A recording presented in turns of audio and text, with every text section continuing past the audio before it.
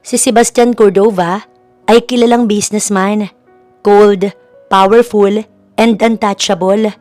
Sa araw ng kasal niya kay Mara Vergara, dumating ang batang lalaki kasama ang isang babaeng payat at mukhang pagod.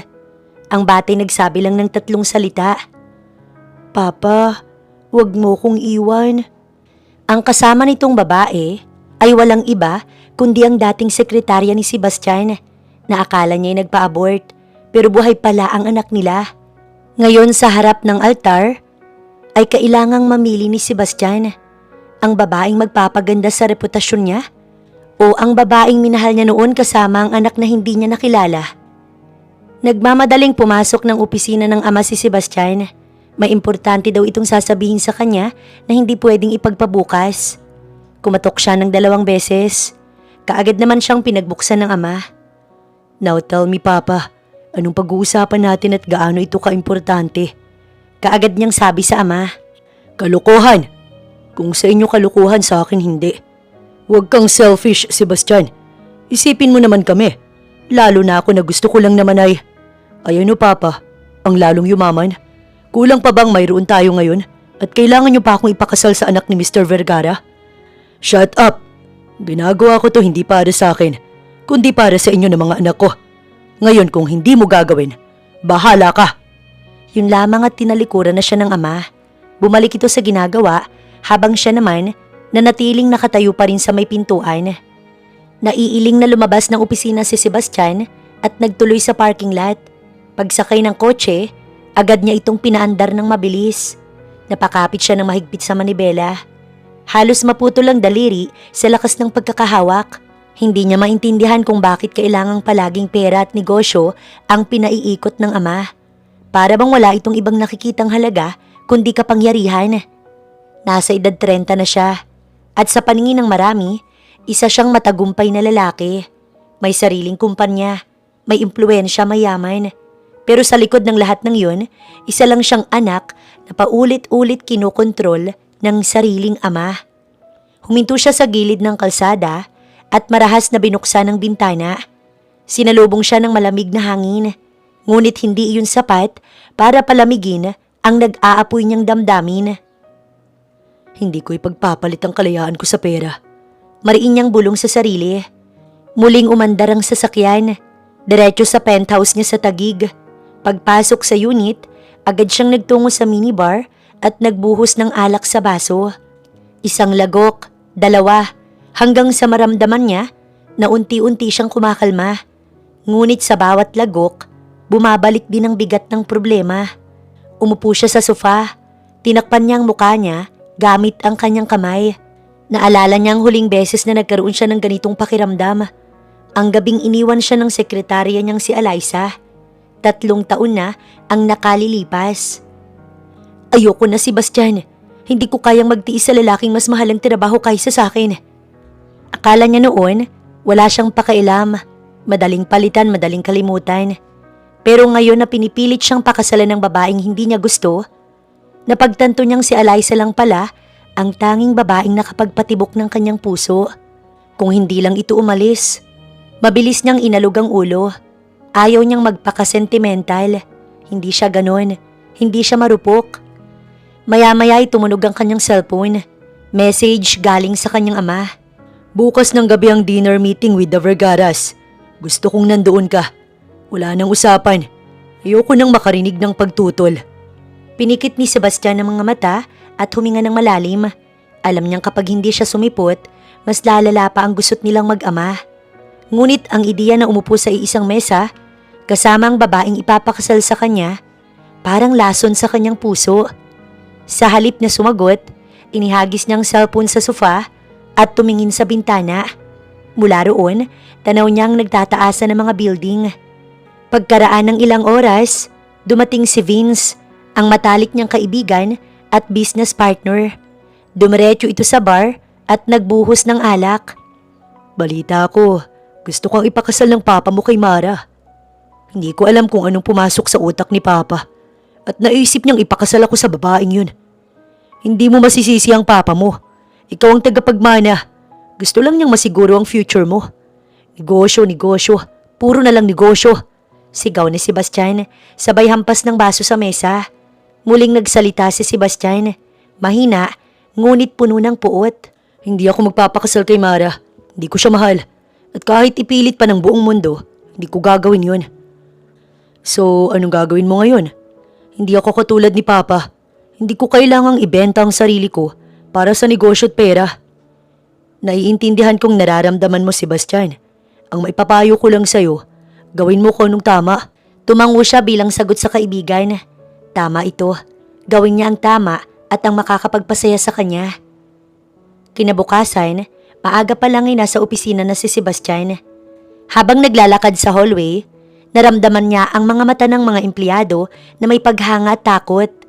Alam ng lahat na kapag ganitong tahimik siya, hindi maganda ang kanyang araw. Pagpasok sa opisina, sumalubong ang sekretaryang si Mika. Sir, your father called. He said he'll be dropping by this afternoon. Sabihin mong busy ako. Kung may gusto siyang sabihin, ilagay niya sa memo. Pero sir, just do it, Mika. Malamig niyang putol dito. Pagkaalis ng sekretarya, naupo siya at muling napatingin sa kalendaryo. Mamaya na ang dinner meeting. Ang gabing gusto niyang burahin sa isip. Isinubsob niya ang mukha sa mga palad. Gusto niyang umalis, kahit saan basta malayo sa ama. Ngunit bago pa man niya mapagdesisyonan ang susunod na gagawin, napalingon siya sa drawer sa gilid ng mesa.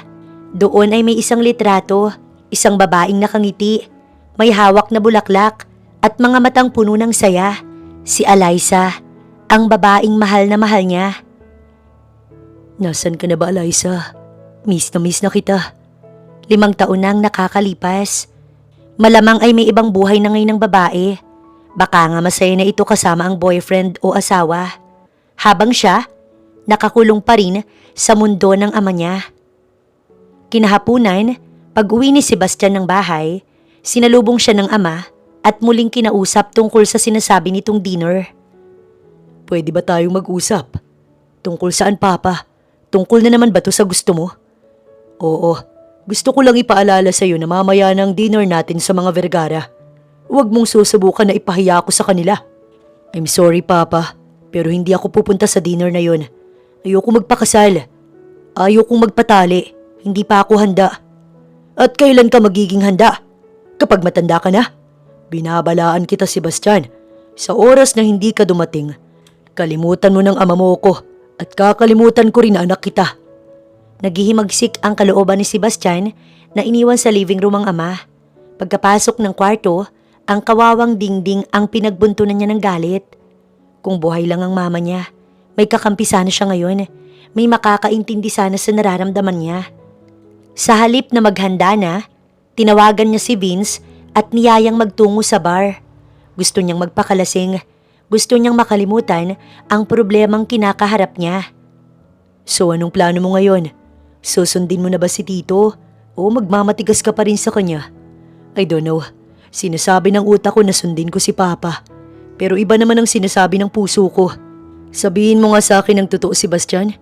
Umaasa ka pa rin ba na hanggang ngayon babalikan ka ni Alyssa? Yes. Wake up, bro. 5 years nang nakalipas simula nang iwan ka ni Alyssa. At saka pinalaglag niya ang anak niyo. Dahil sa sinabi ni Vince, muling bumalik ang sakit ng kahapon. Kung paano sila nag-umpisa ni Alyssa at nagtapos ng ganun kabilis. Flashback. Galing sa malayong probinsya si Alyssa. Lumabas ito ng Maynila para magtrabaho. Pinalad itong matanggap sa kumpanya nila bilang sekretary niya. Masipag at mabilis itong magtrabaho. Nung una, natutuwa lang siya kay Alyssa. Ngunit isang araw, nagising na lamang si Sebastian na mahal niya na ito. Sir, bakit ganyan kayong makatingin sa akin? May dumi ba yung mukha ko? Wala naman. Gusto ko lang sabihin na gusto kita, Alyssa. Po? I said I like you. At nararamdaman ko na gusto mo rin ako. Naku, sir. Nagkakamali ka po, hindi kita gusto. Really? Oo naman po. Kung wala na kayong iutos sa akin, lalabas na po ako. Nagmamadali itong tinalikuran siya, ngunit maagap niya itong hinila. Dahilan upang mapaupo ito sa kanyang kandungan. Ngayon mo sa akin sabihin, Alyssa, na hindi mo ko gusto. Hindi. Oo na. Gusto nga kita pero hindi pwede. See? Tama ako. Na gusto mo nga ako. Now tell me, Eliza. Anong pumipigil sa'yo? Bakit hindi pwedeng maging tayo? Dahil boss kita at sekretary mo lang ako. Hindi tayo bagay. Langit ka't lupa ko at… Shh! Don't say that. Wala akong pakialam kung magkaiba man tayo ng pinagmulan. Basta mahal kita. Pero… Wala nang pero-pero. Simula ngayon, boyfriend mo na ako. At proud ako na ikaw ang GF ko. Hindi kita ikakahiya, Eliza. Basta magtiwala ka lang sa akin. Sasagot pa sana si Eliza, ngunit mabilis niyang siniil ng halik ang mga labi nito. Nakalaunan, tinugon din naman ito. Simula nga ng araw na yon, naging opisyal na silang magkarelasyon hanggang sa nalaman ito ng kanyang papa. Kaagad siya nitong kinausap at pinagsabihan. Totoo ba ang usap-usapan dito sa opisina na girlfriend mo ang sekretary mo? Halos dumagundong sa buong opisina ang boses ng kanyang ama. Yes, Papa. At wala akong nakikitang masama sa relasyon namin ni Eliza. Sa'yo wala. Pero sa ibang tao mayroon. Anak kita. Ikaw ang tagapagmana ko tapos makikipagrelasyon ka lang sa isang hamak na sekretary? My God, Sebastian. Saan napunta ang utak mo? I don't care. Basta nagmamahalan kami ni Eliza. Yun ang mahalaga sa akin. Umayos ka, Sebastian.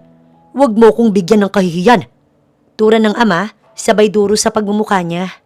Nang makaalis ang papa ni Sebastian, siya namang pagpasok ni Eliza. Nag-aalala itong siya'y nilapitan. Narinig ko ang pag-uusap ninyong mag-ama. Ayaw sa akin ng papa mo, Sebastian. Hindi niya ako gusto para sa'yo. Wala akong pakialam sa sasabihin ni papa o ng ibang tao. Ang importante sa akin, mahal mo ko. Yun lang, Eliza, wala nang iba. Pero Sebastian, paano tayo magiging masaya kung ganitong ayaw sa akin ng papa mo? Ayaw ko naman na umabot sa punto na… Huwag mo na silang isipin. Ang mahalaga, masaya tayo at mahal natin ang isa't isa. Dahil sa nangyari, mas lalo pa nilang pinaglaban ni Eliza ang kanilang pagmamahalan. Akala ni Sebastian, magiging maayos na ang lahat ngunit hindi pala. Dahil ng mga sumunod na buwan, tinambakan siya ng tinambakan ng trabaho ng kanyang papa. Sa halip na magreklamo, hinayaan na lamang niya ito. Ngunit kasabay nito, ang pagkawalan niya ng oras kay Eliza. Nalabis naman itong ikinagagalit sa kanya. Nung una, madali lang niyang naayos ang kanilang tampuhan. Pero habang tumatagal, mas lalong lumalala. Sorry na nga, nawala sa isip ko na anniversary natin ngayon. Please, huwag ka na magalit. Promise, babawi ako sa'yo. Palagi ka namang ganyan, Sebastian. Nakakasawa niya. Palagi na lang ako namamalimos ng oras at atensyon mo. Tao din ako, Sebastian. Nasasaktan din ako. I know. Sorry na talaga. Promise, hindi na mauulit. Dapat lang. Simula ngayon, bawal mo na akong galitin. Dahil kung hindi, lagot ka sa anak natin. Anong sinabi mo? Anak natin? Oo, Sebastian. Anak natin. Galing ako sa klinik kanina. Lumabas sa test result na 1 month na akong buntis. Magiging daddy ka na, Sebastian. Wow! Napakagandang balita nito, Eliza. Jack, matutuwa si Papa sa oras na sinabi kong magiging lolo na siya. Sana nga, Sebastian. At sana matanggap na rin niya ako para sa'yo. Huwag kang mag-alala. Malapit nang mangyari yun. At gusto ko bago lumaki ang tiyan mo, maikasal na tayo. Kaagad niyang sinabi ni Sebastian sa ama ang magandang balita.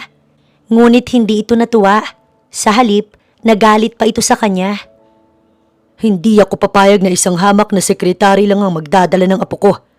At saka paano ka nakakasiguro na anak mo nga ang pinagbubuntis niya? Anong sinasabi mo, Papa? Paano kung ibang lalaki pala ang ama at gusto lang niyang ipaako sa'yo? Matalino ka, Sebastian. Huwag mong hayaan na maloko ka ng isang babae lang.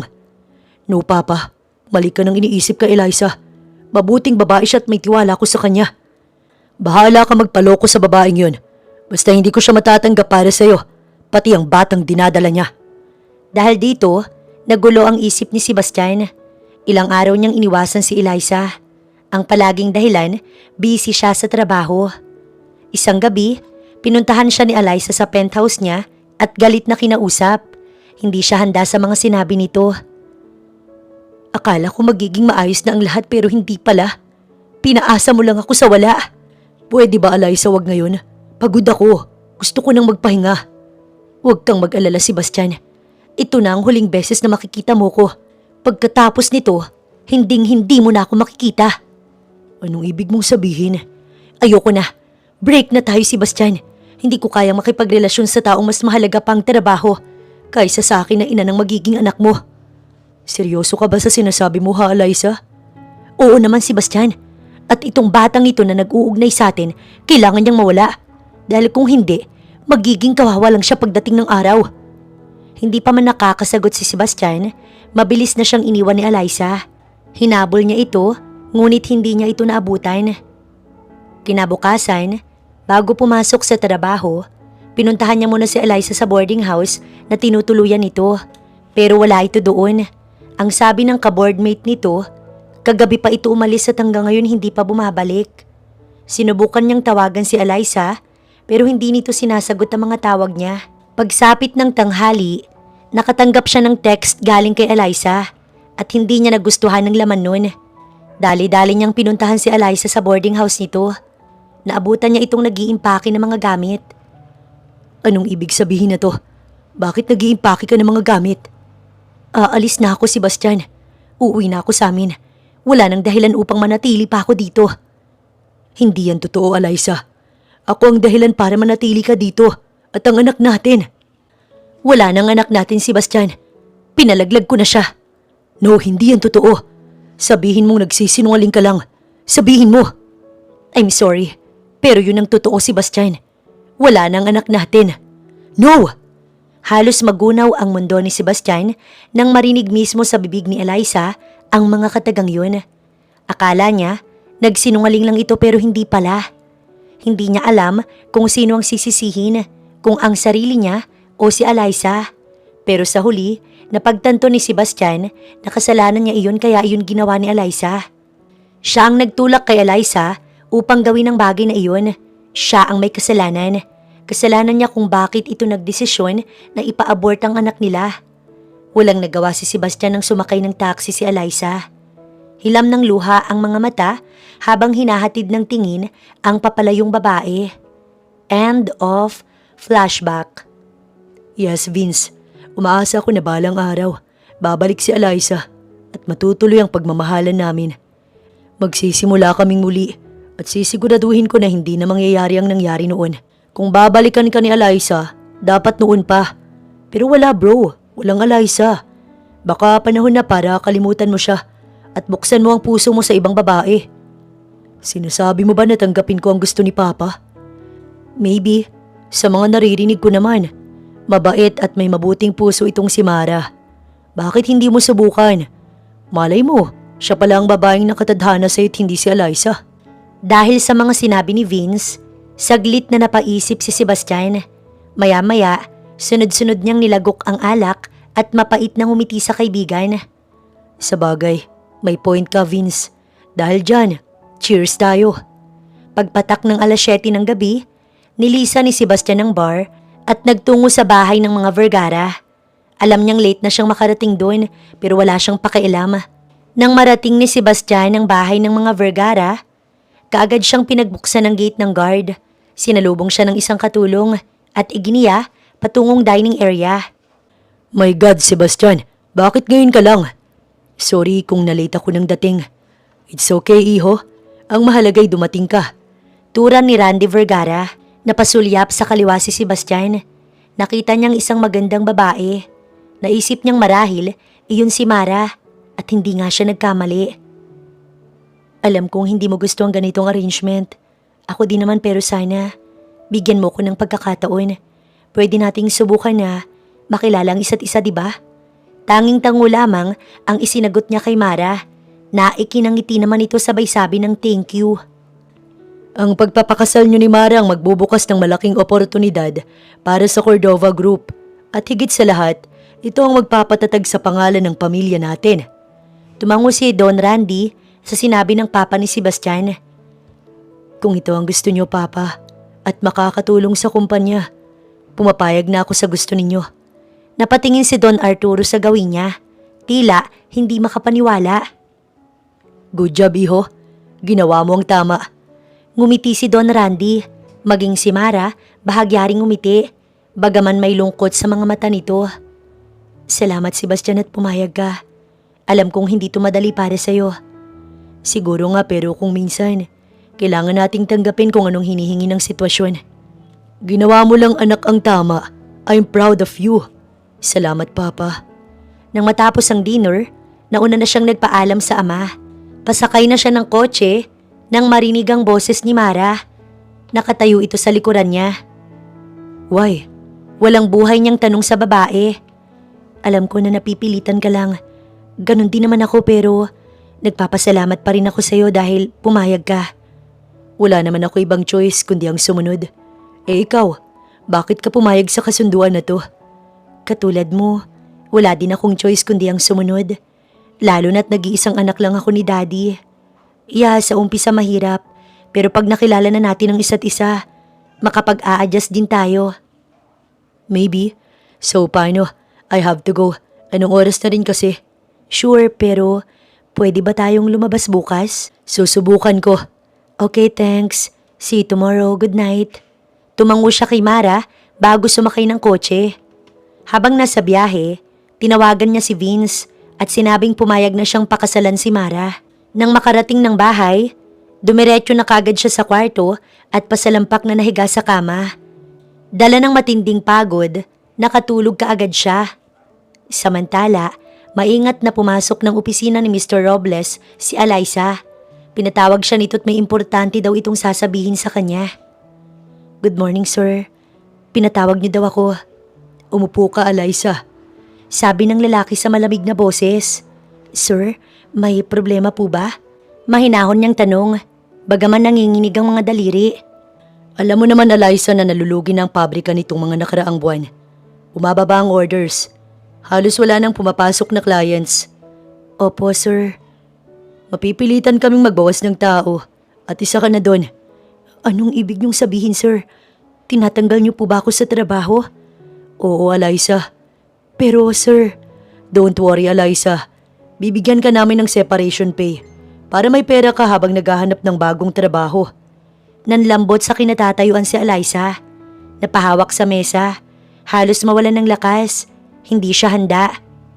Sir, pakiusap. Huwag niyo naman po akong tanggalin. Kailangan na kailangan ko po ng trabahong to. May anak akong binubuhay. Napatingin si Mr. Robles. Bahagyang may awa sa mga mata pero nanatiling matigas ang boses. Naiintindihan kita, Eliza. Pero hindi ito personal. Business decision ito. Wala na akong magagawa pa. Lumapit siya ng bahagya. Halos magmakaawa kay Mr. Robles. Sir, kahit bawasan niyo na lang po yung sahod ko. Kahit half day na lang po. Huwag lang akong mawalan ng trabaho. Wala po akong ibang mapagkukunan. Pasensya na talaga, Eliza. Wala na akong magagawa. Paglabas ni Eliza ng opisina, hindi niya napigilang mapaluha. Tinakpan niya ang bibig. Pilit na hindi umiyak ng malakas. Pero kahit anong pigil ang gawin niya, tumutulo pa rin ang mga luha. Lumapit ang kasamahan niyang si Lina. Halatang nag-aalala sa kanya. Eliza, anong nangyari? Tinanggal ako ni sir sa trabaho. Kawawa ka naman, friend. Paano ka na ngayon? Hindi ko alam. Hindi ako pwedeng mawala ng pag-asa. May anak akong umaasa sa akin. Laban lang, friend. Malalampasan mo rin to. Mabuting tao ka. Kaya sigurado ko na makakahanap ka rin ng bagong trabaho. Mas maganda pa dito at mas malaki ang sahod. Salamat, Lina, sa pagpapagaan ng loob ko. Sana nga magdilang anghel ka. Pag-uwi ni Eliza sa maliit nilang inuupahan sa Tondo, sinalubong siya ni Lance na nakangiti. Mama, bakit po malungkot kayo? Wala, anak. May iniisip lang si Mama. Kumain ka na ba? Opo, kumain na po kami ni Tita Sally. Kinagabihan, habang tulog si Lance, tahimik siyang nakaupo sa gilid ng kama. Sa maliit na mesa, inilabas niya ang sobre ng kanyang huling sahod. Iilang libo lang, sapat lang marahil sa 2 linggo. Hindi pwedeng ganito. Kailangan kong gumawa ng paraan. Kausap niya sa sarili. Kinabukasan, bago pa sumikat ang araw, nagpasya siyang lumabas. Bitbit ang lumang payong at folder, nagpunta siya sa ilang pabrika. Nag-apply, nagbaka sakali. Ngunit sa bawat pintuang pinuntahan niya, iisa ang sagot. Pasensya na ma'am, freeze hiring muna kami. Wala pa pong bakanting slot ngayon. Oo, kukunin namin ang resume mo. Tatawagan ka na lang. Sa huling pabrika na pinuntahan niya ng araw na yon, naupo siya sa labas na hindi niya alintana ang pagod at gutom. Maagang nagising si Eliza ng umagang yon. Tahimik pa ang paligid. Tanging ugong ng electric fan at sasakyan sa labas ang maririnig. Nasa gilid siya ng kama. Hawak ang tasa ng kape habang pinagmamasdan ng batang mahimbing pang natutulog sa tabi niya.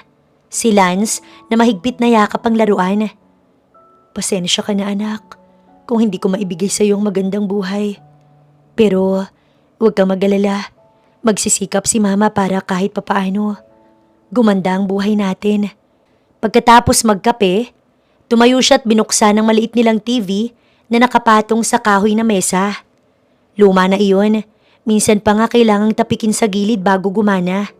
Nang bumukas ang TV, isang familiar na lalaki ang nakita niya na nagpatigil ng mundo niya. Breaking news, the upcoming wedding of business tycoon Sebastian Cordova and heiress Mara Vergara is set to happen next week. Parang huminto ang pagtibok ng puso ni Eliza. Napatitig sa screen ng TV sa mga larawang lumalabas doon, kasama ang mapapangasawa, nakahawak sa kamay ng babae, nakasuot ng puting polo, mukha itong masaya. Hindi niya napigilan ang sarili at lumapit siya sa TV. Halos idikit niya ang mukha niya. Si Sebastian, ang lalaking minsan niyang minahal ng buong buo at lalaking ama ng anak niya. The union between the Cordova and Vergara families is expected to be the biggest wedding of the year, symbolizing the merger of two powerful business empire. Halos hindi siya makahinga.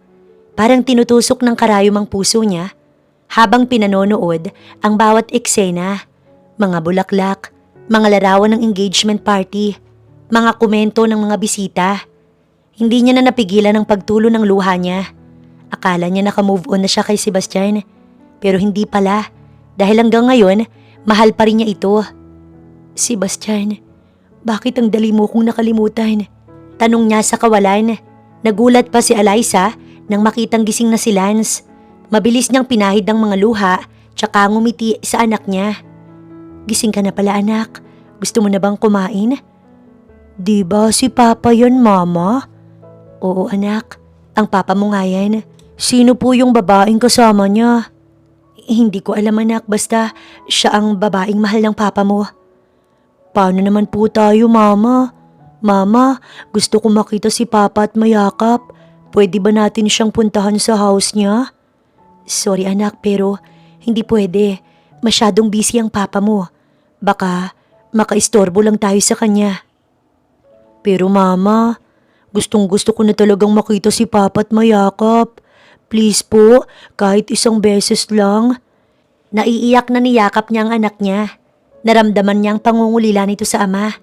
Pero wala siyang lakas ng loob para harapin si Sebastian at sabihing buhay ang anak nila. Bago siya nakipaghiwalay kay Sebastian, sinabi niyang pina-abort niya ang anak nila. Kaya ang buong akala nito, wala na ang bata. Oo, aaminin niyang sinubukan nga niyang ipa-abort si Lance. Pero nang nandoon na siya, umatras siya dahil hindi pala niya kaya. Dahil dito, nagdesisyon siyang umuwi na lamang ng probinsya. Hindi naging madali dahil galit na galit ang kanyang mga magulang. Kulang na nga lang, itakwil siya ng mga ito. Mabuti na lang at kinausap ng lola niyang mga magulang na naging daan upang malinawan ang isipan at maintindihan ang kanyang sitwasyon. Pagkapanganak niya kay Lance, kaagad siyang nagtrabaho sa bayan bilang waitress.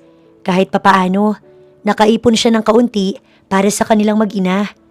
Nang magtatatlong taon si Lance, nagpaalam siya sa mga magulang na luluwas ng Maynila at isasama ang anak niya.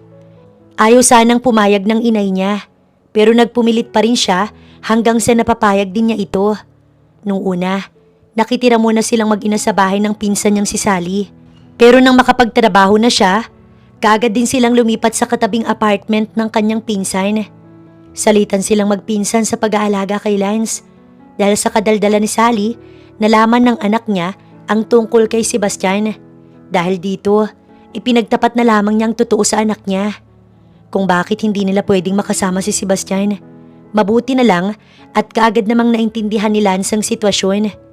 Pero ngayon na napanood nito ang ama sa TV at nakikiusap sa kanya na gusto nitong makita at mayakap si Sebastian, hindi niya alam kung anong gagawin niya.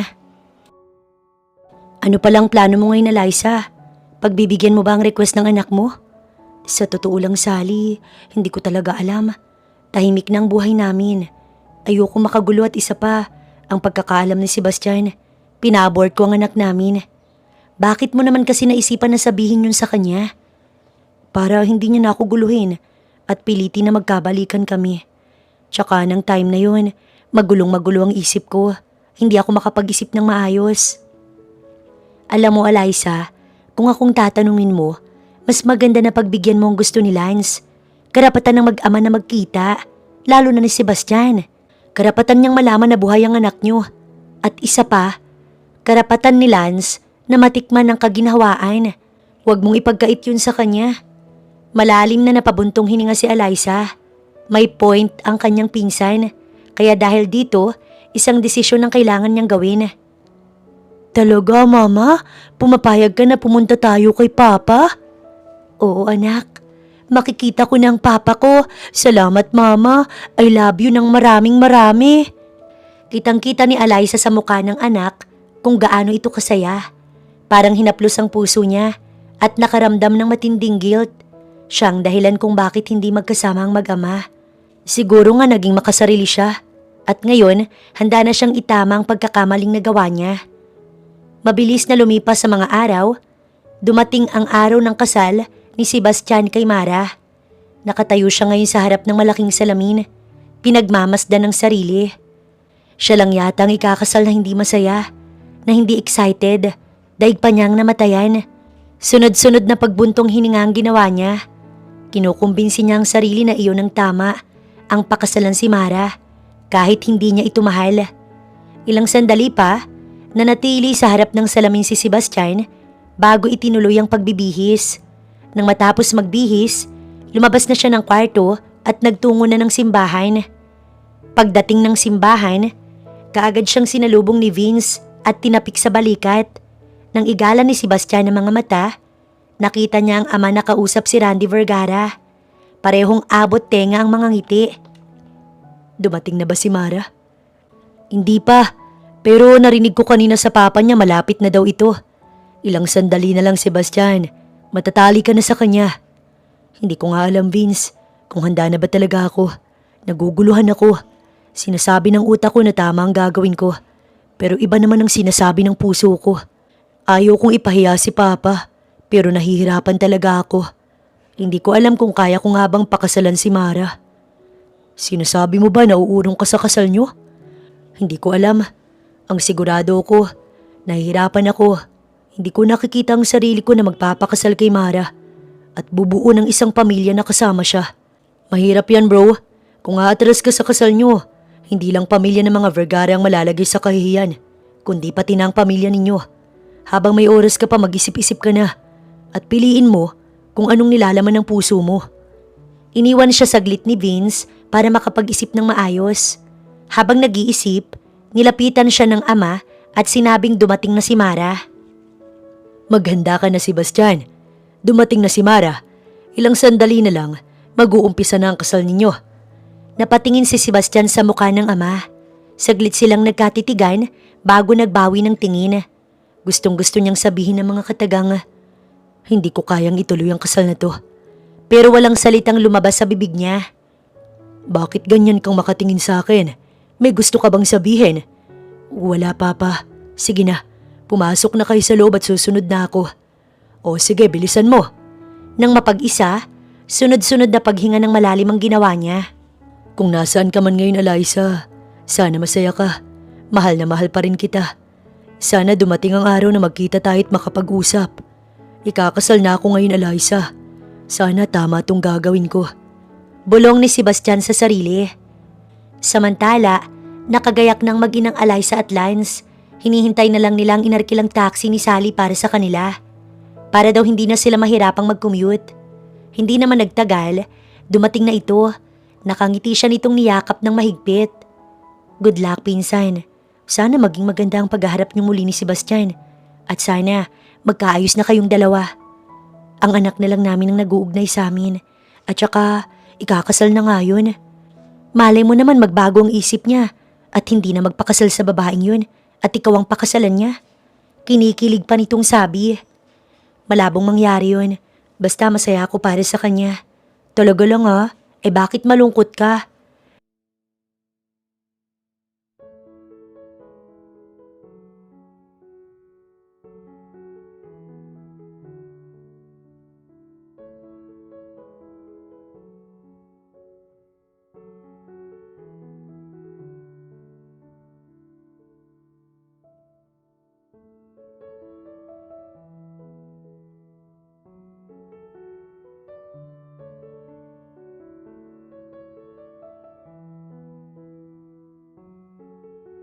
Ayaw niyang maghangad ng mga bagay na imposibl't malabong mangyari.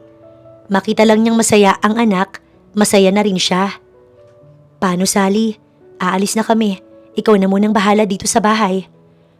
O sige, mag-iingat kayo mag-ina. Tawagan mo ko agad pag nagkita ng mag-ama ha. Tumango siya kay Sally bilang tugon. Habang nasa biyahe, abot-abot ang kabang nararamdaman ni Eliza. Kaba na hindi niya mawari kung saan nanggagaling.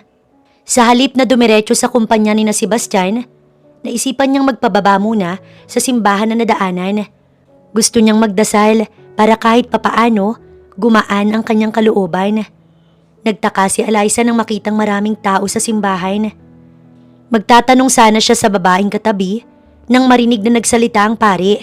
Napatingin bigla si Eliza sa harap ng altar kung saan naroroon ang pari. Ngunit ang umagaw ng pansin niya nang makita si Sebastian, katabi ang magandang babae. Doon lang niya naalala na ngayon pala ang araw ng kasal nito kay Mara. Kaagad niyang binalingan ng anak at sinabing sa ibang simbahan na lang sila magdasal. Pumayag naman si Lance, ngunit nang makita nito ang ama sa altar, bigla itong nagtatatalon sa tuwa.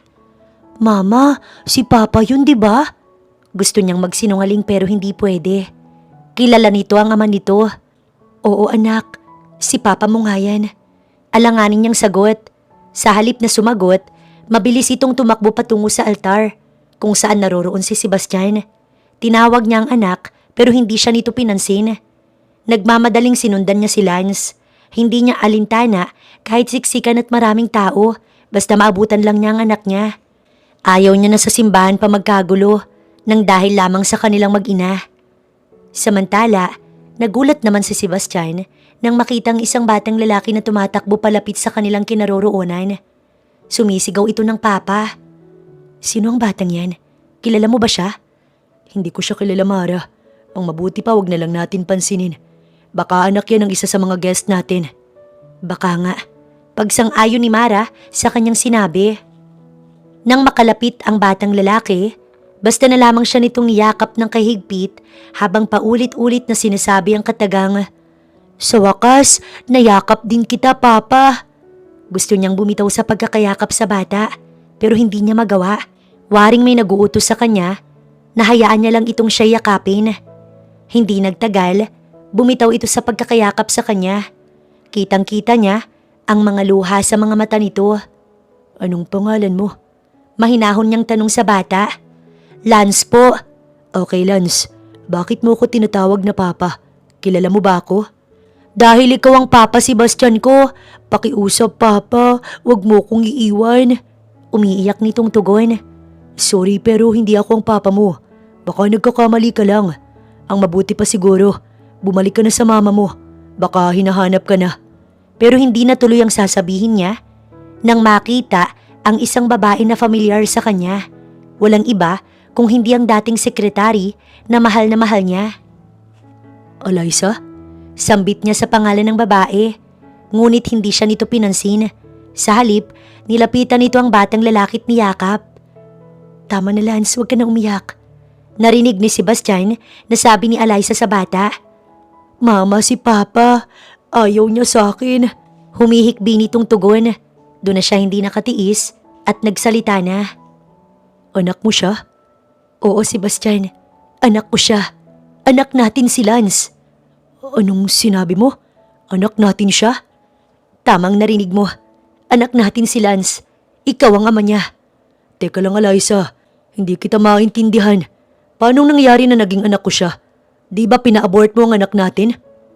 Hindi ko tinuloy si Bastian. Hindi ko pala kaya. Kung ganun, bakit hindi mo sa akin sinabi? Bakit hinayaan mong maniwala ko na wala ng anak natin? Ginawa ko lang kung anong makakabuti sa anak ko. Total wala ka namang pakialam sa kanya, di ba? Naalala mo ba ha, Sebastian? Pinagdududahan mo pa nga na baka hindi mo siya anak. Yun ang nag-udyok sa akin para maisipan na ipa-abort siya. Pero hindi ko pala kaya. Nanaig sa akin ang pagmamahal ng isang ina. Yun ang dahilan kaya buhay na buhay ang anak natin. Kung ako lang ang masusunod, ayaw na kitang papasukin sa buhay namin. Pero si Lance, gustong gusto kanyang makita at mayakap. Walang araw na hindi kanya iniisip at naaalala. Ayaw kong ipagkait sa kanyang makasama ka. Umiiyak na nilapitan ni Sebastian ang anak at pagkatapos ay mahigpit na niyakap. Ilang taon siyang naniwala na wala ng anak nila. Pero hindi pala yun totoo. Tahan na anak, nandito si Papa. Mahal na mahal kita. Mahal na mahal din kita, Papa. Please po, wag mo na po kaming iiwanan ni Mama. Kailangan ka po namin, Papa. Samantala, hindi matanggap ni Mara na sa isang iglap lang, masisira ang kanilang kasal ni Sebastian. Oo, hindi niya mahal ang lalaki, pero hindi niya gustong mapahiya sa harapan ng maraming tao. Ayaw niyang pagfiestahan ng buong mundo at maging laman ng balita. May pangalan silang iniingatan, lalong-lalo na siya. Patakbo siyang lumabas ng simbahan at sumakay sa kotse. Pagdating ng bahay, galit niyang pinagbabato ang mga gamit na nakita. Maya-maya'y nasa likuran niya na ang ama at inaawat siya nito. Umiiyak na niyakap niya ang ama. Paano na ako ngayon, Papa? Tsak pagpafiestahan ako ng buong mundo. Kasalanan to ng babaeng yun. Siyang dahilan kaya nasira ang kasal namin ni Sebastian. Tama na, Iha. Huwag ka na umiyak. Ako ang bahala. Hindi ito makakalabas sa social media. Hindi ako papayag na mapahiya ang pamilya natin ng dahil lang sa isang hampas lupa. Thanks, Papa.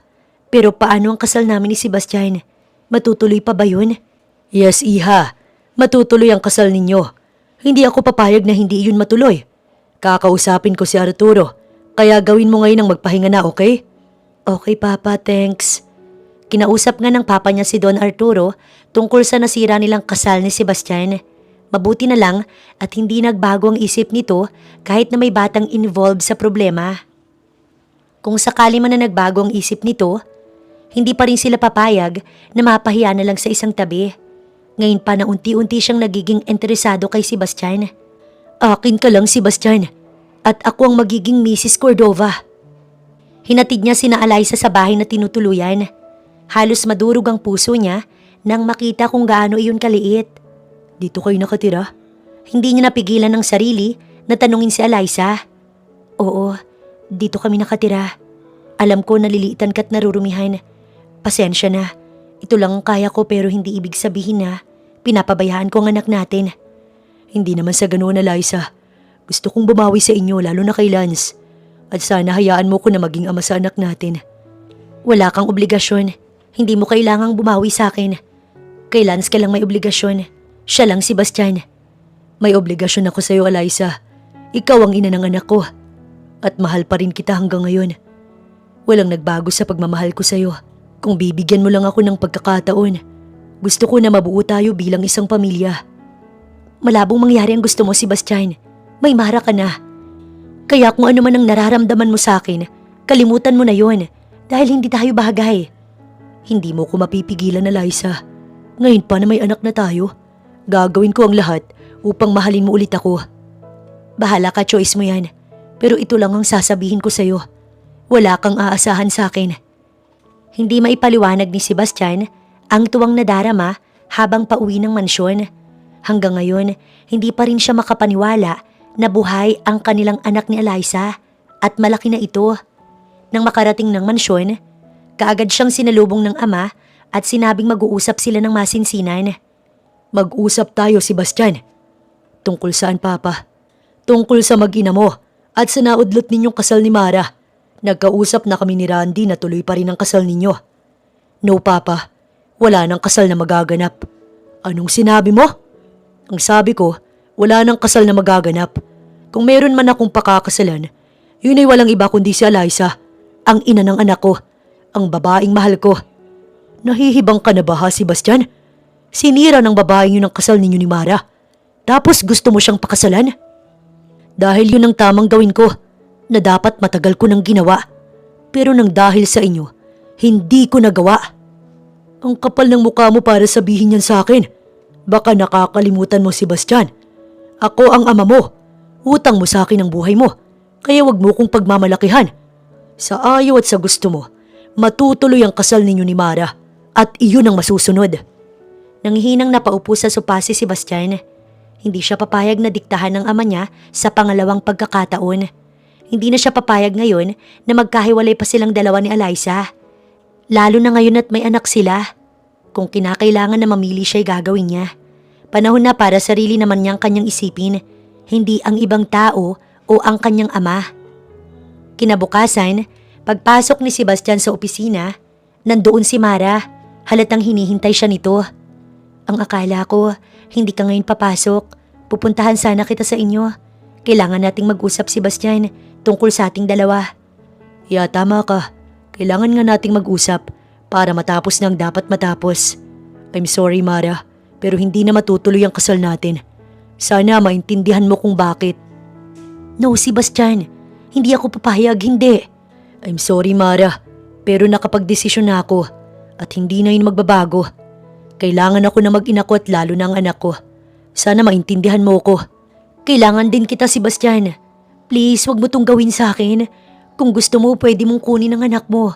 Nakahanda ko na tumayo bilang ina niya. Maganda ang offer mo, Mara. Pero may ina ang anak ko. Hindi papayag si Eliza na basta ko na lang kukunin ang anak namin. Ikaw ang ama ng bata. May karapatan ka sa kanya. At isa pa, kung sa'yo siya mapupunta, lahat kaya mong ibigay. Hindi yun ang gusto ko. Ang gusto ko, mabuo kami bilang isang pamilya. Kaya sana nauunawaan mo ang desisyon ko. Gustuhin man kitang unawain, Sebastian, pero hindi pwede.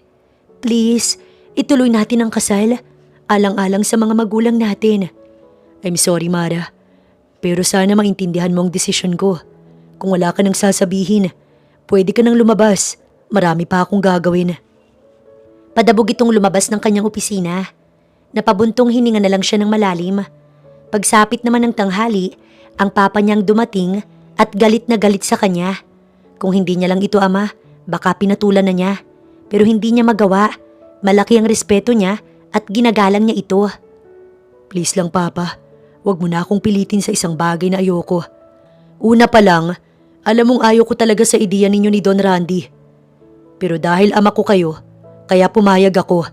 Pero ngayon iba na ang sitwasyon. May anak na ako na nasasaktan at umaasa na magiging isang buong pamilya kami. Kung mahal mo ko, Papa, bilang anak mo, maiintindihan mo ko. Ama ka rin katulad ko nang nais ay mabigyan ng buong pamilyang anak. Hindi na hinintay ni Sebastian na makasagot ang kanyang ama. Walang paalam na iniwan ito sa opisina. Isang araw, habang naglalakad si Eliza, isang itim na kotse ang basta na lamang huminto sa harapan niya. Hinintay niyang bumaba ang driver. Nanlaki ang mata niya nang ito'y makilala. Eliza, right? Maarting sabi ng babae na walang iba kundi si Mara, ang babaeng pakakasalan ni Sebastian. Ako nga, bakit anong kailangan mo sa akin? Matapang niyang sagot. Gusto kitang makausap. May mahalaga akong sasabihin sa'yo. Pero hindi dito. May nakita akong coffee shop. Diyan lang sa may kaliwang kanto. Pasensya na, Miss Mara, pero nagmamadali kasi ako eh. Hinihintay ako ng anak ko. Kung ganon, sa bahay niyo na lang tayo mag-usap. Kung okay lang sa'yo. Sige, ikaw ang bahala. Pinasakay na siya ni Mara sa kotse nito. Ayaw sana ni Eliza. Pero mapilit ang babae, kaya pumayag na din siya. Tungkol saan ang pag-uusapan natin? Tungkol kay Sebastian. Hindi naman siguro lingid sa iyong kaalaman na ikakasal kami. Hindi lang natuloy dahil dumating kayong mag-ina. Tungkol dyan, pasensya na. Hindi namin intensyon na sirain ang kasal niyo. Hindi namin alam na naroon kayo sa simbahan na iyon at kinakasal. Really? Sa tingin mo talaga, Eliza? Maniniwala ko sa'yo na hindi mo sinadya? Bahala ka kung yan ang iniisip mo. Hindi yan ang dahilan kaya gusto kitang makausap. Kung hindi yan, ano? Gusto kong layuan mo si Sebastian. Kung kailangan mo ng pera, bibigyan kita. Basta lumayo ka lang sa kanya. Tahimik kami ni Sebastian. Pero ngayon nagulo ang relasyon namin ng dahil sa inyong mag-ina. Huwag mo kaming sisihin kung nagulo ang relasyon ninyo. Hindi kami lalayo kay Sebastian at mas lalong hindi namin kailangan ng pera mo. Pasensya na Miss Mara, pero kailangan nyo nang umalis. Marami pa akong gagawin sa loob. Hindi pa tayo tapos, Eliza. Kung ayaw mo naguluhin kita, layuan mo si Sebastian. Banta sa kanya ni Mara pero hindi siya matatakot. Mama, bakit po siya galit sa inyo? Wala yun anak, halika sa loob, ipagluluto kita ng paborito mong turon. Wow, talaga mama, sige po, gusto ko po yan. Habang nagluluto, nakarinig sila ng kumakatok sa pinto. Sinilip muna ni Eliza sa bintana kung sino ang nasa labas. Nang makita kung sino, si Lance na ang inutusan niyang magbukas. Hindi nagtagal, nasa likuran niya na si Sebastian. May dala itong mga paper bag. May dala ako ng mga pagkain at laruan. Sana magustuhan ito ni Lance. Hindi naman mapili ang anak ko. Lahat tinatanggap niya basta binigay sa kanya. Masaya ako na marinig yan, Eliza. Siya nga pala, kaya ako nagpunta dahil may pupuntahan tayo. Saan tayo pupunta? Mamaya ko sasabihin. Sa ngayon kumain na muna tayo at ako'y nagugutom na. Gusto kong makasalo kayo sa tanghaliang to. Okay, sige maupo ka na dyan. Tatapusin ko lang tong niluluto ko't kakain na tayo. Binilisan na nga ni Eliza ang pagluluto ng turon. Nang matapos, inihanda niya ang lamesa at tinawag ang mag-ama. Masaya nilang pinagsaluhan ng mga pagkain na dala ni Sebastian. Nang matapos, nagpahinga muna sila saglit bago nagbihis at umalis. Huminto sa isang subdivision ng sasakyan ni Sebastian. Nagtaka naman si Eliza na napatingin sa malaking bahay na nandoon. Kaninong bahay to? From now on, dito na kayo titira ni Lance. Nagustuhan niyo ba? Talaga, Papa? Dito na kami titira ni Mama? Yes, baby. Do you like it? Opo, Papa. Nagustuhan ko. Ang ganda-ganda. Nauna nang pumasok sa loob ng bahay si Lance. Habang sila ni Sebastian, naiwan sa labas. Hinarap niya ito at kinausap. Sorry, Sebastian, pero hindi namin matatanggap ang bahay na to. Masyadong malaki para sa aming dalawa. Isa pa, wala naman akong pangbayad sa'yo. Hey, anong sinasabi mo, Eliza? Binili ko ang bahay na to para sa inyong dalawa. Di ba sinabi ko naman sa inyo na babawi ako at... Oo, nandun na tayo na gusto mong bumawi sa anak natin. Pero masyadong malaki ang bahay na to. At hindi lang iyon, milyon ang halaga nito. Wala naman ako ibabayad sa'yo. Bigay ko sa inyo ang bahay na to't hindi ako nagpapabayad. Pasensya na, Sebastian, pero hindi namin matatanggap. Masyado itong mahal. Pero Eliza, please Sebastian, huwag mo nang ipilit ang gusto mo. Dahil kahit anong gawin mo, hindi magbabago ang isip ko. Nauna na siyang pumasok sa loob upang sundan ng anak niya. Nakita niya itong tuwang-tuwa habang nilalaro ang mga laruan na nandoon. Tama na yan, Lance, uuwi na tayo. Bakit po tayo uuwi, Mama? Ang sabi po ni Papa, sa atin ang bahay na to at dito na po tayo titira. Hindi pwede, anak. Masyadong malaki ang bahay na to sa atin. Tsaka hindi kayang bayaran ni Mama. Diba maganda naman ang bahay natin kahit maliit? Opo, pero Mama gusto ko ditong tumira. Tsaka tingnan mo, ang dami-daming toys. May toys ka naman sa bahay. Hayaan mo, pag may trabaho na si Mama, sa unang sahod ko, bibilhan kita ng toys. Okay ba yun sa'yo? Sige po, Mama. Nakita ni Eliza na nalungkot bigla ang anak, pero kahit ganoon, hindi nito ipinilit ang gusto. Niyaya niya na itong lumabas ng bahay. Habang nasa biyahe, tahimik lang silang tatlo. Nang makarating sa apartment na inuupahan, kaagad silang bumaba ng sasakyan.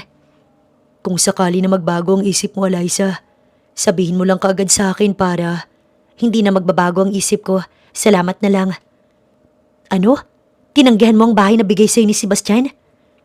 Oo, Sally, dahil yun ang tama. Hindi ko tinanggap dahil masyadong mahal yun. Ayoko na may masabi sa akin ng papa ni Sebastian. Oo, nandun na tayo, Eliza. Pero karapatan ni Lance na maranasan ang buhay na meron ng ama niya. Huwag mo sanang ipagkait sa anak mo ang mga bagay na pwede niyang maranasan. So, sinasabi mo ba na dapat tinanggap ko ang bahay na yun? Oo, dahil yun ang tama. Ama ni Lance si Sebastian. May karapatan siya sa yaman nito. At isa si Lance sa tagapagmana ni Sebastian. Huwag mo yung ipagkait sa kanya. Maawa ka naman sa anak mo. Natahimik naman si Eliza dahil may katwiran ng kanyang pinsan. Anak ni Sebastian Cordova si Lance at si Lance ang tagapagmana nito. Kung siya lang ang masusunod, ayaw niyang makatanggap ni kaunting yaman ng anak. galing sa mga Cordova. Kaya niya itong igapang, pero alam niya sa sarili na maraming bagay ang hindi niya kayang ibigay. Lalo na ang material na bagay, pero kung pagmamahal naman ang pag-uusapan, dun siya mayaman. Pag-isipan mong mabuti ang mga sinabi mo, Eliza. Huwag kang magdesisyon ng basta-basta. Baka yun ang pagsisihan mo pagdating ng araw. Labis naman na nasaktan si Sebastian nang tanggapin ni Eliza ang bahay na binili niya para sa mga ito. Ang gusto lang naman niya, tumira sa magandang bahay ang mag-ina. Malaki ang pagkukulang niya at gusto niyang bumawi. Pero pakiramdam ni Sebastian, ayaw ni Eliza. Sunod-sunod niyang tinungga ang isang bote ng beer. Napalingon siya bigla nang makarinig ng mga yabag na papalapit. Ang papa pala niya. Naupo ito sa katapat niyang upuan. Umiinom ka? May problema ba? Iniisip ko lang ang mag-ina ko, Papa. Bakit ganun? Ang gusto ko lang naman bumawi sa kanila. Pero pakiramdam ko ayaw ni Eliza. Anong gagawin ko, Papa?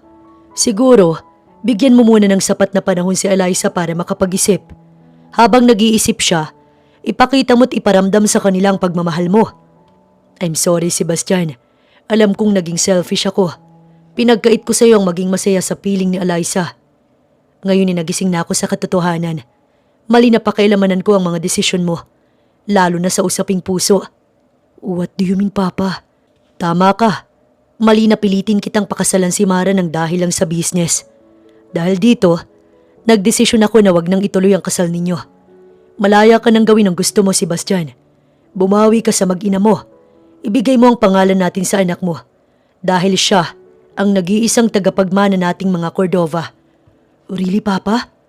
Patawarin mo ako, Sebastian, kung pinangunahan kita sa mga desisyon mo. Kung pinaghiwalay ko kayong dalawa ni Eliza. Wala na sa akin yun, Papa. Ang gusto ko lang ngayon, mabuo kami bilang isang pamilya. Kung ganoon, ano pa ang ginagawa mo? Umpisahan mo nang bumawi sa kanila. Gawin mo ang lahat para mapatawad ka ni Eliza. Thanks, Papa. Kinabukasan, maagang pumasok ng opisina si Sebastian. Ang balak niya, pupuntahan niya mamayang lunchtime sina Eliza para makasabay kumain. Habang busy sa trabaho, bumukas ang pinto at pumasok si Mara. Halatang lasing base sa itsura. Anong ginagawa mo dito? Mara, busy ako. Tsaka bakit lasing ka? Hindi ako lasing. Nakainom lang ng kaunti. Kailangan nating mag-usap, Sebastian. Tungkol sa ating dalawa. Wala na tayong dapat pag-usapan. Nasabi ko na sa iyo mga gusto kong sabihin. At bago ko makalimutan, pumayag na si Papa sa gusto ko. Kaya sana naman tigilan mo na ako. Gusto ko ng katahimikan. I'm sure, yun din ang gusto mo. Oo, yun din ang gusto ko. Pero matatahimik lang ako kapag natuloy ang kasal natin. Ano bang hindi mo maintindihan, Hamara? Please, tama na. Maging magkaibigan na lang tayo. At mabuting business partner. Yun lang ang kaya kong ibigay sa'yo. Hindi, Sebastian. Ayoko. Oo, aaminin ko nung una na pipilitan lang din ako sa gusto ni Papa. Pero nagbago ang lahat nang makilala kita. Lalo na nang araw-araw tayo magkasama. Mahal kita, Sebastian, yun ang dahilan. Kaya gusto ko na matuloy ang kasal natin. Nagulat naman si Sebastian sa pinagtapat ni Mara.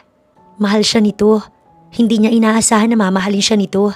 Akala niya, business pa rin ang dahilan, kaya gusto nitong matuloy ang kasal nila. Pero hindi pala. Anong sabi mo? Mahal mo ko? Oo, Sebastian, mahal kita. Kaya please, ituloy natin ang kasal. Promise, magiging mabuting asawa at ina ko sa magiging mga anak natin. I'm sorry, Mara. Pero hindi kita mahal. May ibang mahal na ako. Sino? Si Eliza? Oo, Mara, si Eliza ang mahal ko. Aayusin ko ang pamilya namin. Gusto kong mabuo kami kaya sana hayaan mo na ako. Maraming lalaki. Malay mo. No, Sebastian. Ikaw ang gusto ko. Ikaw ang mahal ko. Sebastian, please. Ako na lang ang mahalin mo, wag si Eliza. Kung pwede ko lang turuan ng puso ko, ginawa ko na, Mara. Kaya lang hindi eh.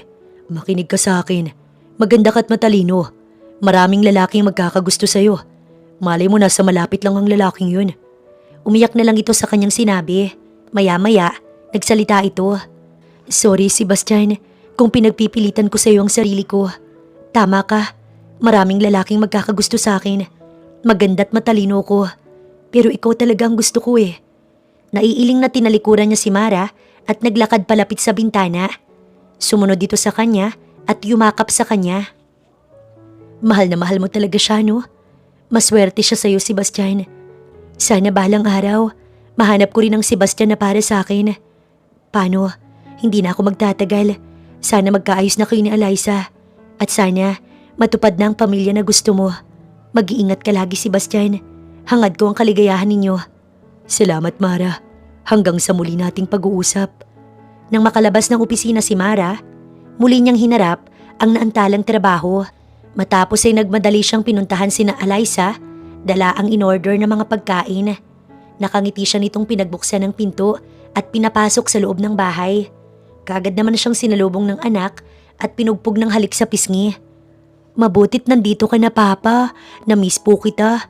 Pasensya na, anak. Kung ngayon lang nakapunta si Papa. Naging busy kasi ako sa opisina. Pero this coming weekend, gusto ko na lumabas tayo at mag-picnic sa park. Gusto mo ba yun?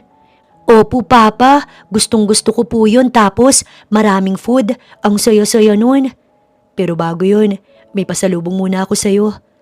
Inabot niya kay Lance ang isang maliit na paper bag na kaagad naman itong binuksan. Halos magtatatalon ito sa sobrang tuwa nang makita ang laman ng box. Sa akin po bang cellphone na to, Papa? Yes, baby, sa'yo yan. Para pag namimiss mo ko, tawagan mo lang ako. Okay ba yun sa'yo? Okay na okay po, Papa. Pero masaya po kung kasama ka namin dito sa bahay. Like po sa ibang family, magkasama ang mama, papa at mga anak. Bigla silang nagkatinginan ni Eliza. Maya-maya, niyakap niyang anak at nagsalita. Don't worry, Lance. Hindi magtatagal. Mabubuo din tayo. At pag nangyari yun, ako ang unang-una na magiging masaya. Tahimik nilang pinagsaluhan ang mga pagkain na dala niya. Nang matapos kumain, niyaya siya ni Eliza sa sala. May importante daw itong sasabihin sa kanya. Anong sasabihin mo sa akin? Una, gusto kong humingi ng sorry sa'yo. Alam ko mali na tinanggihan ko ang bahay na binili mo para sa amin. Mali na, ipagkait ko sa anak natin ang karangyaan na pwede mong ibigay sa kanya. Kung willing ka pa na ibigay sa amin ang bahay na yon, handa na akong tanggapin. Talaga, Eliza? Oo, Sebastian. Thank you so much, Eliza. Hindi mo lang alam kung gaano mo ko pinasaya ngayon. Pero bukod sa bahay, may gusto sana akong sabihin sa'yo. Sana huwag kang magagalit. Depende, ano ba yun? Kung papayag ka, gusto ko sana na mabuo tayo bilang isang pamilya. Pakasalan mo ko, Eliza. Pangako, gagawin ko ang lahat upang maging mabuting asawa at ama sa anak natin. Iyon lang? Meron pa. Ano pa, Sebastian Cordova? Mahal na mahal pa rin kita hanggang ngayon. Ikaw lang ang nag-iisang babae na minahal ko ng ganito. Ikaw, Eliza, mahal mo pa rin ba ako? O may kapalit na ako dyan sa puso mo? Kung gusto mong malaman ang sagot ko, paghirapan mo. What? Bakit, Sebastian Cordova? Hindi mo ba kaya? Kaya ko, Eliza. Lahat gagawin ko. Makuha lang ulit ang puso mo. Kung ganon, umpisahan mo na. Galingan mo, ha? Nag-uumapaw sa kaligayahan ang puso ni Sebastian dahil sa wakas may chance na mabuo na ang kanyang pamilya. Araw ng weekend, katulad ng pinangako niya, nag-picnic nga silang tatlo sa isang park malapit sa ilog. Tuwang-tuwa si Lance nang makitang maraming pagkain siyang inilatag. Siya nga pala, Eliza, may gustong makijoin sa atin. Sana ayos lang sa'yo. Oo naman, sino ba? Ako, Eliza. Don Arturo? Ako nga, Eliza. Sana ayos lang sa'yo na makijoin ako. Gusto kong makasama ang apo ko at gusto rin sana kitang makausap ng masinsinan. Ayos lang po, Don Arturo. Siguro, kumain na muna tayo. Mamaya na lang tayo mag-usap. Sure, no problem. Ano pala ang pag-uusapan natin, Don Arturo? Una sa lahat, gusto kong humingi ng tawad sa'yo, Eliza. Kasalanan ko kung bakit kayo nagkasira noon ni Sebastian. Nilason ko ang isipan niya.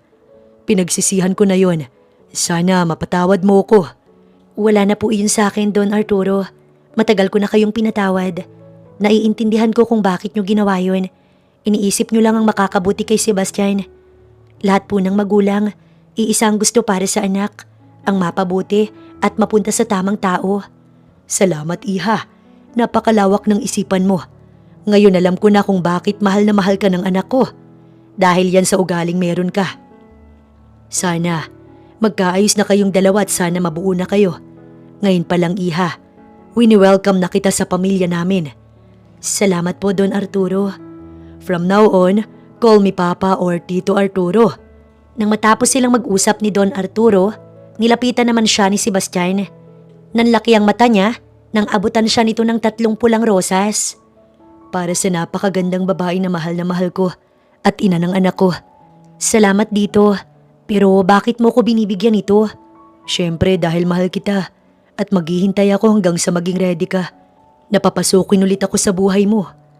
Hindi mo na kailangan maghintay ng matagal. Tinatanggap na ulit kita sa buhay ko. Mahal pa rin kita hanggang ngayon, Sebastian. Maraming taon ang nasayang sa ating 3. Panahon na para lumigaya tayo. Tungkol sa kasal na inaalok mo sa akin. Oo, tinatanggap ko na yon. Anyway, magpapakasal ako sa'yo. Talaga, Eliza? Magpapakasal ka sa akin? Oo, Sebastian. Magpapakasal ako sa'yo. I love you. I love you more, Eliza. Salamat sa pangalawang pagkakataon na binigay mo sa akin. Pangako, hinding-hindi ka magsisisi na pinapasok mo ulit ako sa buhay mo. Dahil walang araw, segundo, minuto't oras na hindi ko sa'yo ipaparamdam ang pagmamahal ko. Dapat lang, dahil kung hindi mo na kami makikita kahit kailan. Samantala sa di kalayuan, kitang-kita ni Mara na nagkaayos na sina Sebastian at Eliza. Masaya siya para sa dalawa. Oo, nasasaktan siya pero ayos lang. Ang mahalaga, masaya na ang taong mahal niya. Pasakay na si Mara sa kotse nang may makabanggaan siya ng isang bulto ng katawan. Inis niyang hinarap ang taong to. Ano ba, hindi ka ba? Ang lawak-lawak ng daan, nabangga mo pa ako. Singhal niya sa lalaki. Sorry miss, nagmamadali kasi ako kaya hindi kita napansin. Next time, titingin ka sa daraanan mo. Inis siyang sumakay ng kotse. Bago umuwi ng bahay, dumaan muna siya sa paboritong coffee shop at umorder ng kape. Nang makauwi ng bahay, nagtaka si Mara nang makitang isang puting BMW. Wow, may bisita pala si Papa. Well, sino naman kayang bisita niya? Pagpasok pa lang ni Mara, kaagad siyang sinalubong ng ama, sabay halik sa pisngi. Mabuti ihat dumating ka na. May bisita ako na ipakikilala sa'yo. Galing pa siya sa Cebu. Oh really? Sinong bisita, Papa? Halika't nasa dining room na siya. I think bagay kayong dalawa. Hay naku, Papa. Broken hearted po ko ngayon. Hindi pa ako handang magmahal ulit. Nanlaki ang mata ni Mara nang makilala ang bisita ng ama. Walang iba kundi ang lalaking bumangga sa kanya sa park. Ikaw? Magkasabay pa nilang tanong. 2 weeks later, masayang naidaos ang kasal nila ni Sebastian. Nagpapasalamat si Eliza sa Panginoon na kahit nagkahiwalay sila ng matagal, muli silang pinagtagpo upang ipagpatuloy ang naudlot nilang pagmamahalan. Ngayon, handa na silang dalawa na buksan ang panibagong chapter ng kanilang buhay na magkasama at lalong pinatibay sa pagdaan ng mga panahon. Mukhang malalim ang iniisip mo ah. Ano ba yun? Wala. Masaya lang ako dahil sa wakas, magkakasama na tayong 3. Naisip ko lang, Eliza, total. Malaki naman na si Lance. Baka naman pwede nang sundan natin. Natatawang pinandilatan niya ito ng mga mata. Sure, pero bago yun, habulin mo muna ako. Game. Walang ibang maririnig sa loob ng bahay, kundi ang tawanan nilang mag-asawa. Nang mapagod sa kakatakbo, binuhat siya ni Sebastian at inihiga sa kama. Hindi nagtagal, pareho na silang walang saplot, handa nang damdamin ang init ng kanilang pagmamahalan.